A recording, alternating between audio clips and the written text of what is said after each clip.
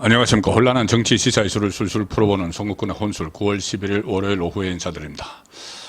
민주당 이재명 대표가 조금 전에 내일 오후 1시 반에 검찰에 다시 출석하겠다고 밝혔습니다. 토요일 날 검찰에 출석을 한 뒤에 한 8시간 조사를 받고 신문 조서를 이렇게 읽다가 갑자기 퇴장을 해버렸죠.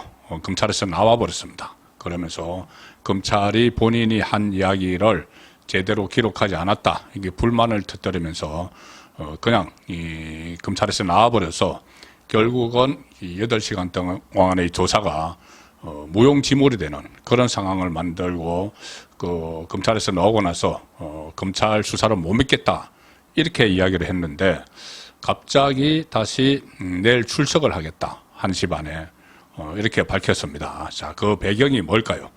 일단 건칠성 대변인을 통해서 입장을 밝혔는데, 내일 오후 1시 30분에 검찰에 한 번 더 출석을 하겠다.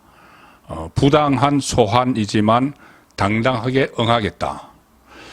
많은 사람이 걱정하지만 이재명 대표가 조사를 받겠다는 의지가 강하다. 자, 이렇게 이야기를 했습니다. 과연 이 하루 사이에 어떻게 보면은 반나절 사이에, 오늘 오전만 해도 검찰 소환이 부당하다 막 이야기를 했는데, 반나절 사이에 이렇게 입장이 바뀐 이유가 뭘까?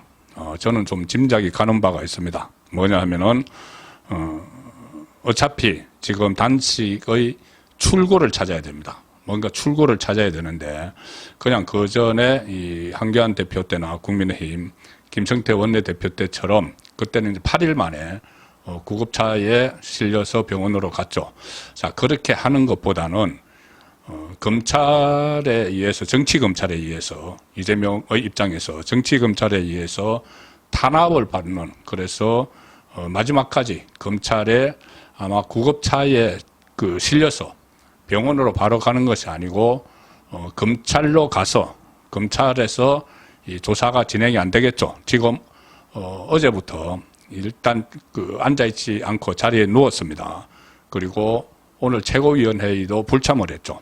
자, 그래서 도저히 앉아있을 기력조차 없다 이렇게 돼 있는데, 가서 조사를 받기는 어렵겠죠. 그런데 검찰이 한 번 더 조사를 해야 된다고 하니까 가겠다 이렇게 해서 검찰까지 가서 조사가 진행이 안 되는 상황에서 거기서 바로 병원으로 가기 위한 구급차를 타고, 그런 수순이 아닌가 싶습니다. 일단 내일 지켜봐야 되지만은, 어쨌든 본인이 마지막까지 검찰에 의해서 탄압을 받는다는 모습을 보이기 위해서 내일 가겠다, 이렇게 어떤 그렇게 결정을 한 것 같습니다.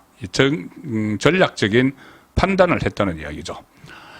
그렇지 않아도 이재명은 지금 출구 전략을 찾지 못해서 헤매고 있었다 이렇게 보이는데, 계속 출구 전략을 마련해 주기 위해서 이낙연도 찾아가고, 이낙연도 어쩔 수 없이 찾아갔죠. 나중에 또 개딸들로부터 집중적인 공격을 받을 수가 있으니까 찾아갔고, 또 당의 중진 의원들이 오늘 갔습니다. 이 박병석 전 국회의장을 비롯해서 이 4선 이상의 중진들 12명, 이 안에는 친이낙연계, 이재명 사퇴를 요구하는 서른 의원도 포함되어 있습니다. 이 사람들이 한꺼번에 천막에 찾아가서 단식을 중단을 하라 이렇게 권유를 하니까, 이재명이 지금까지와는 좀 다른 대답을 했습니다. 뭐라고 했냐면은 신중하게 판단하겠다. 신중하게 판단하겠다. 이제 본인도 임계점까지 왔다는 걸 안 거죠. 알았기 때문에 그냥 병원으로 바로 가기보다는 검찰에 들렀다가 가는, 그래서 지지층에게 어떤 일종의 검찰에 들렀다가 병원으로 가는 극적인 효과를 보여줄 수 있는 그림을 그리기 위한 것 아닌가. 그래서 단식을 종료하기는 해야 되는데, 그냥 바로 하는 것이 아니고 끝까지 검찰이 부당하다 이것을 보여주기 위한 출석이 아닌가, 그렇게 싶습니다. 일단 내일 어떤 모습을 보일지 지켜봐야 되지만은, 지금 갑자기 내일 출석을 한다고 하니 그런 생각이 들지 않을 수가 없는 겁니다.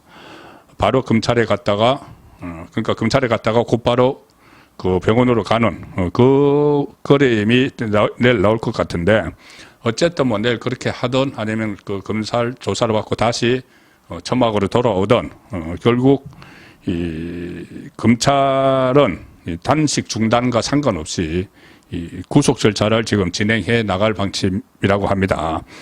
지금 이제 사건 두 개를 내일 소환을 하고 나면은 그 전에 백현동 사건은 이미 소환 조사를 다 돼 있는 게 있죠. 그래서 그것과 내일 소환하는 이 대북 송금 사건, 이것을 병합을 해서 구속영장을 주말쯤 청구를 하겠죠. 내일이 화요일이니까 수목 정도 지나고 주말쯤 그 병합을 하는 기간이 필요하기 때문에 한 금요일쯤 구속영장을 청구를 하면은 현역 국회의원이기 때문에 또 국회로 넘어가죠. 그래서 법원을 거쳐서 국회로 넘어가는 시간이 있습니다. 그러면은 이 다음 그 당초 예정대로 이제 다음 주로 넘어갑니다. 다음 주 넘어가서 다음 주 21일쯤에 본회의에 이것이 상정이 될 가능성이 높습니다. 그 체포동의안이. 그러면은 다다음 주 월요일 25일 날 표결이 이루어질 수가 있죠. 체포동의안 표결이 이루어지면은, 자, 가결이 되든 부결이 되든 그 체포동의안 표결 사흘 후에 28일부터 추석 연휴에 들어갑니다. 그래서 만약에 25일 표결해서 가결이 되면은 이 영장 실질 심사를 받아서 구속 절차로 가야 되는데, 이 연휴가 3일밖에 안 남았기 때문에 영장 실질 심사가 추석 이후로 미뤄질 수가 있습니다.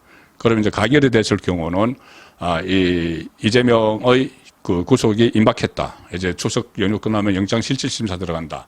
이것이 출석 밥상머리의 화제가 되겠죠. 화두가 되겠죠. 그리고 만약에 또 이번에도 지금 부결을 시키기 위해서 여러 가지 이 노림수를 쓰고 있는데, 이재명 쪽에서 만약에 이번에도 또 부결이 되면은 이 영장법원으로 갈 필요도 없이 거기서 일단 끝나죠. 자, 그러면은 추석 밥상머리 민심에 방탄 논란, 본인이 불체포 특권을 포기를 한다고 했는데 또다시 꼼수를 써서 방탄을 했다. 이런 또 민심이 형성이 되기 때문에 이래저래 그 이재명의 이번 추석은 최악의 명절이 될 가능성이 높습니다. 자, 일단 현 상황에서는 오늘 갑자기 돌연 내일 출석하겠다. 검찰이 요구했을 때는 무슨 소리냐. 갔다 온 토요일 날 갔다 왔으면 됐지. 이렇게 하다가 또 출석하겠다 하는 것은 아마 출구를 찾는 과정에서 나온 어떤 선택이 아닌가 싶습니다. 송국근의 혼술이었습니다.